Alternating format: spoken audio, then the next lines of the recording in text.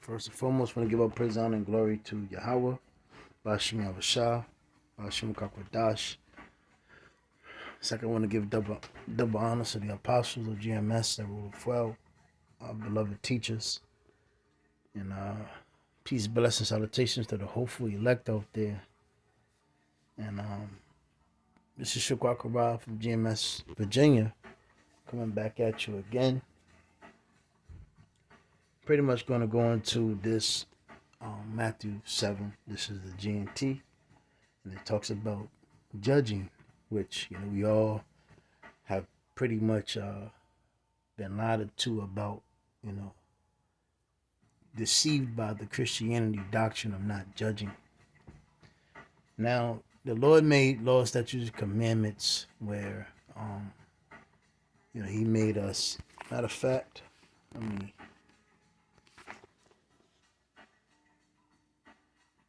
get that. Hold on. What's that? Deuteronomy, one of my favorite scriptures. I'm gonna get this in the GNT. So it says, the headline is Moses urges Israel to be obedient, to listen.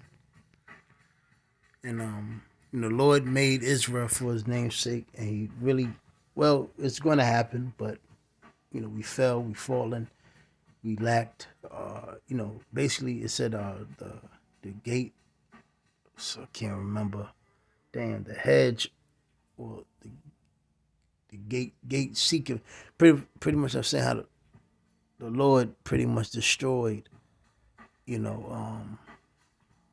our sanctuary, our judges, our princes, etc., and our gates languish. So, our people don't really understand why they've been put in the predicament that they're in, and they really don't know what's right and what's wrong. But unfortunately, the Lord, had made us to be a special people unto Him and to judge the whole world by the law, statutes, and commandments. So it says, I'm going to start at it's Deuteronomy 4 and 5. It says, I have taught you all the laws as the Lord my power have told me to do. And another thing too, remember, you got this whole notion in this world where you can't judge, you can't pick, point the finger, and you can't ridicule. You're not supposed to say anything. You're not supposed to. Pretty much, you're supposed to let people do whatever they want to do. But when if you run a red light, you don't pay your taxes, and it's a whole bunch of things here in America. If you don't do certain things, you will go to that so-called white man's courtroom, and he will judge you, and he does what the hell he wants to, according to his mercies, right? Now you got the average nigga, average person on the street, you can't judge. You're not supposed to judge a woman. You're not supposed to judge. You're not supposed to judge a little child. He's just a child. Just a baby. She's a woman. She's the black woman. I don't know. They can do what they want. As long as it's not affecting me. And that's the average talk here in America. But when you in that courtroom for a ticket,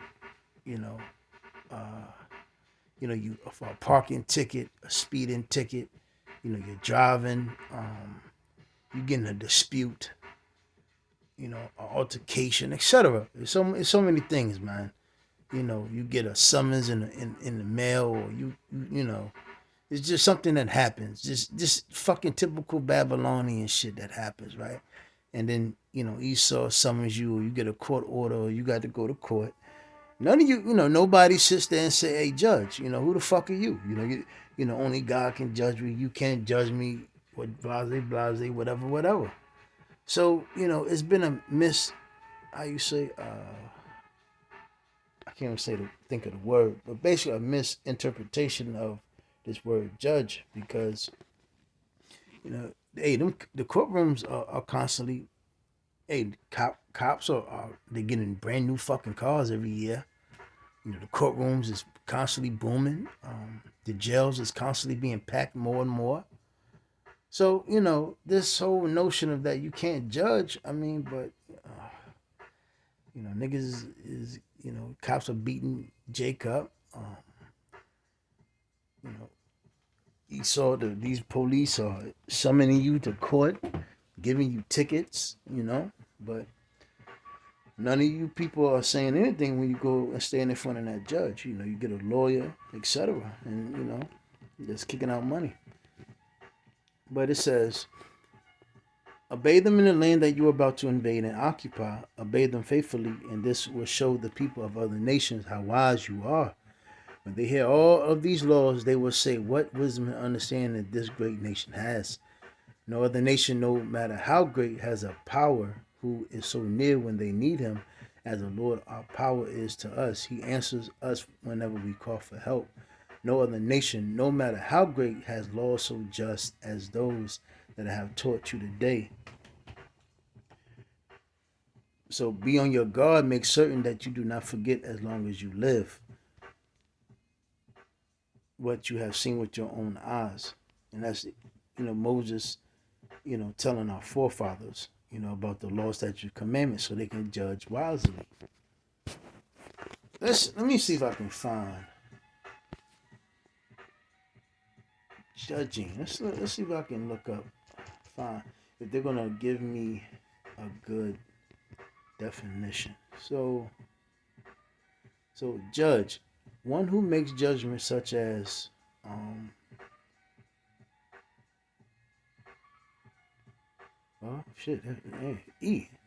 a tribal hero exercising leadership among the Hebrews after the death of Joshua. To form an opinion about through careful weighing of evidence and testing of premises. And remember, you had the whole book of Judges. I'm gonna bring that up. So it says to form an opinion about through careful, and those careful weighing is what the law word was, the law, statutes, and commandments. That's why you certain laws, you had an eye for an eye, tooth for a tooth. If you steal, you have to pay back. If you slept with a man's woman, the woman and the man would be put to death. He was a mo. It was severe punishments for that. And that's you get rid of evil. Everybody's just and fair, and everybody and even if with murder, it's laws on murder. But Esau, he does the complete opposite. Here it is. You live in a society where certain states you can own a sword, and certain other states you can. But the criminals can bust your ass and beat you up, take your shit, fuck your shit up. People can hit you, beat you up, and if you defend yourself, it's like, damn. Now here it is. Both of y'all got to stand in front of the judge, and he can say whatever the fuck he want. So basically, it's like, damn. I might as well just let the criminal dude walk over me, bully, and do whatever he want. Because it's like, damn, I'm damned if I do, damned if I don't. So this is, we live in an unjust system. And, Jake still don't realize, Jake wants to seek this old freedom to live some type of life that, I want to live life. I want freedom and happiness. But, my man, his word is unjust. Now let's go back to, it's a tribal hero exercising leadership among the Hebrews after the death of Joshua. So let's go to the book of Judges.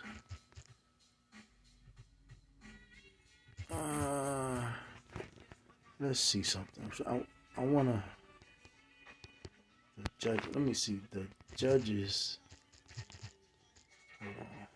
The Judges in the book of Judges. Let's look this up. So you had.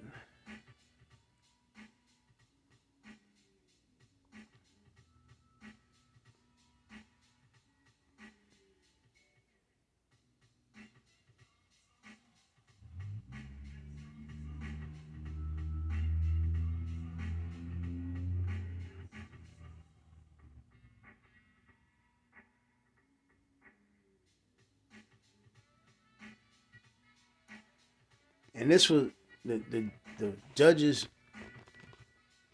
were, this little history. This was prior until you had King David. You had King Saul, King David. And then you had King Solomon. So it says in the Hebrew Bible, Moses is described as a shofet over the Israelites and appoints over to whom cases were delegated in accordance with the advice of Jethro, his Midianite father-in-law. The book of Judges mentions 12 leaders who are said to judge Israel: Othniel, Ehud, Shamgar, Deborah, Gideon, Tola, Jair, Jephthah, is Ibzan, Elon, Abdon, and Samson. So, let me see something.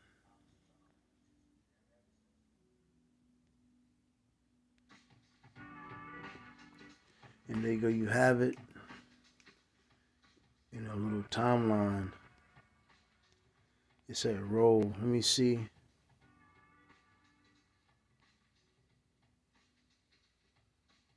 So a site damn.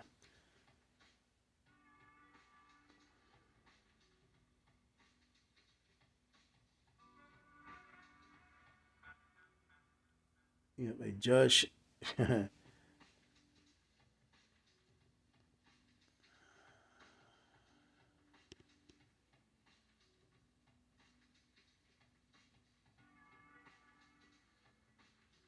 Yep, Shamgar, son of this is a little history.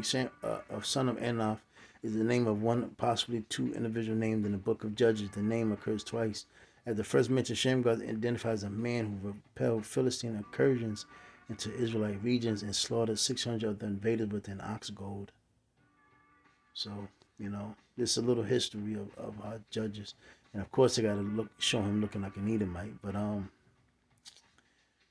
nonetheless, it says the cyclical pattern is regularly recounted in the book of Judges to show the need for the various judges, apostasy of the Israelite people. Let's hold on.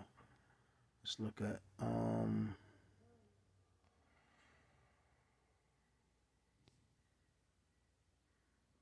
it says Hashid brought on as punishment from Yahweh, crying out to the Lord for rescue. The story of the judges seems to describe successive individuals, each from a different tribe of Israel, described as chosen by Yahweh to rescue the people from their enemies and establish justice.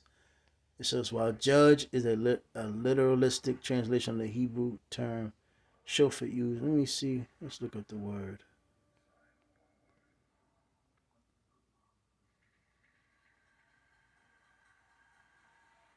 So in the book of Judges in the Hebrew Bible, the Shoftim were chieftains who united various Israelite tribes in the time of mutual danger to defeat foreign enemies. So in the Hebrew, several other this literally means judge from the Semitic root to pass judgment. You get the point. So it's a little history on the name and what a judge is. So basically, it was a leader of our people, and Esau. What Esau has done, they shifted names. You know, with his new speak, he pretty much, how you say, discredited all of Jake that rebelled and stood up for our people, and was willing to die for our people. But that's they wanted to show you Martin Lucifer King and all the coon Uncle Tom, Uncle the bought cheap niggas, and the bootlicking niggas. That's all they show, and again that's why in this day of time, you don't pretty much after 1960s there was really no leaders and no judges until our elders starting with Albert, if I'm not mistaken, Albert Bivens, coming on the scene. So, it's like if I'm all over the place. So going back into the book, hold on. Matthew 7. So it's in Matthew 7 and 1. Because this whole misinterpretation about judging. So it says, do not judge others, Matthew 7 and 1. Do not judge others so that Yahweh will not judge you. For Yahweh will judge you in the same way you judge others, and he will apply to you the same rules you apply to others. Why then do you look at the speck in your brother's eye and pay no attention to the log in your eye? So, in this thing, being a judge, you have to be upright. The Lord called us to righteousness and cleanliness and holiness. He did not call us to dark, being a nigger, being a grimy, being a hypocrite, being a wolf in sheep clothing. Here it is. We're trying to build and repackage and reform our people. That's like, for instance, right? You got all these people that just pop up out of nowhere, all in their cars. These old bitches and niggas that just pop up out of nowhere, make a platform on YouTube, and now, one hit wonders. They're trying to find some footing, some ground on the YouTube world. It's like the bitch drizzle, sprinkle, whatever the fuck you call the broad, and then you had a bitch, Queen, Miss Queen Princess, whatever, and you have many more. I'm just using them as an example, but you have a lot of Jake that come on the podcast scenes in the YouTube world, and they're just sitting there talking shit. They're ridiculing, false accusing, and spreading bullshit. And then when you really look at them deep down inside, there's something. They damn near just have a self-hating problem, and really they don't like themselves. And that's what the Lord called us not to be hypocrites. We're not here deep down inside. This is not for money. When we do these lessons and we out there in the house in the Bible, and we're amongst each other. Our fellow laborers, which is our new family. We're not how you say it. It's not really something. It's not something.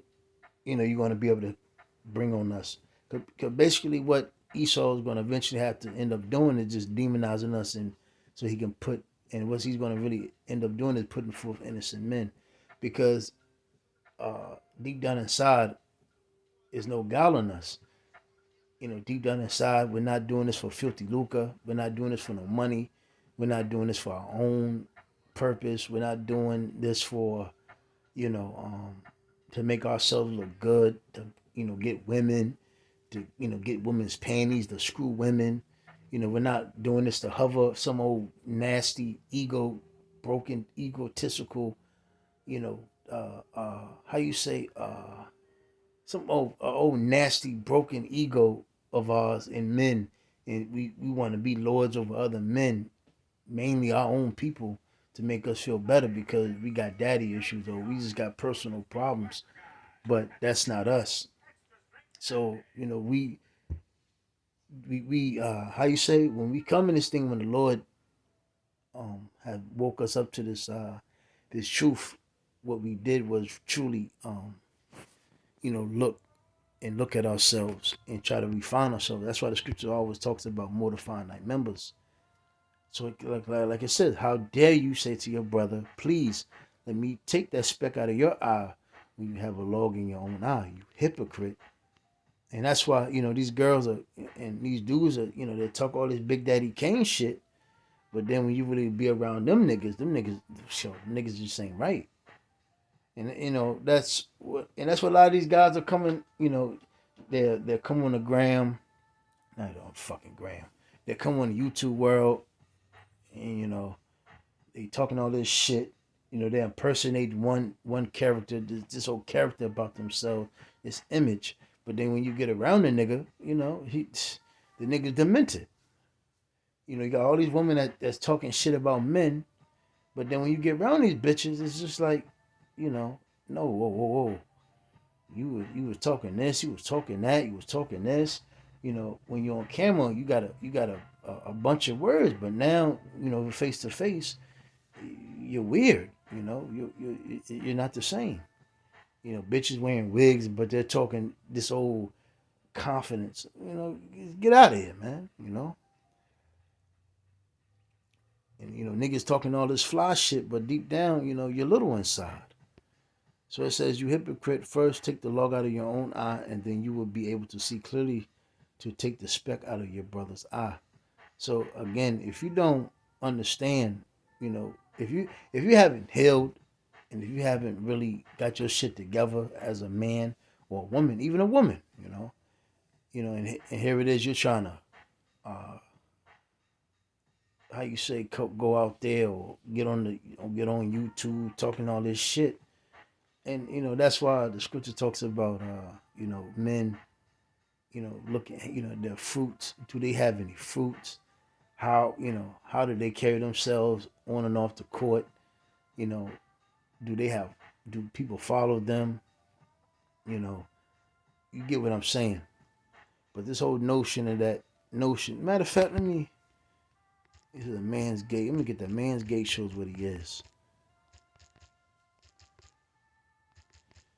And one thing, judging can get you can keep you out of harm's way. Just like when you see a chick that has cut her hair off and she had a nice, well set hair, you need to get the fuck away from that broad. If you see a bitch with pink, colorful, orange, red, green hair, you need to stay the fuck away from that bitch. If you see a nigga that's smoking weed and smoking cigarettes, you need to stay away from that nigga. You see a nigga smoking Black and Milds, you need to get away from that nigga. If the nigga's doing drugs and shrooms, you need to stay away from that nigga. If the nigga whole meaning of life is chasing pussy and chasing money, you need to stay the fuck away from that nigga. If this nigga's a bootlicking, Edomite loving, ass kissing Christian nigga, Muslim nigga, So it says Sirach 19 and 30 in the GNT. It says they're kept, matter of fact,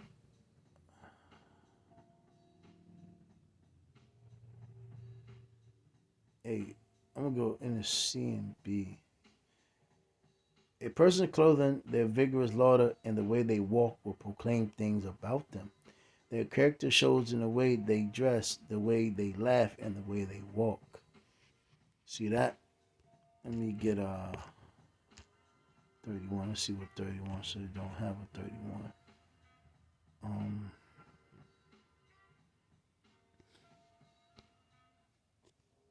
Hold on.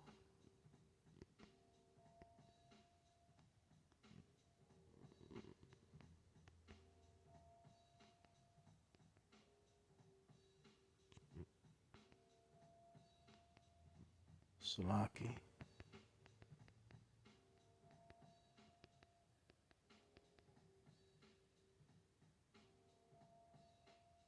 Oh, so like 29. It says you can know people by their appearance.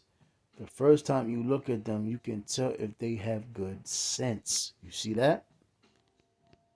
And that's when you have, when you have good judgment, you can, if you've been around, the Lord dealing with you 9 times out of 10, you can see when a nigga's full of shit. When you see, and that keeps you out of trouble. That's why the scripture says, seek, how you say, not walk not in the multitude of the wicked to do evil.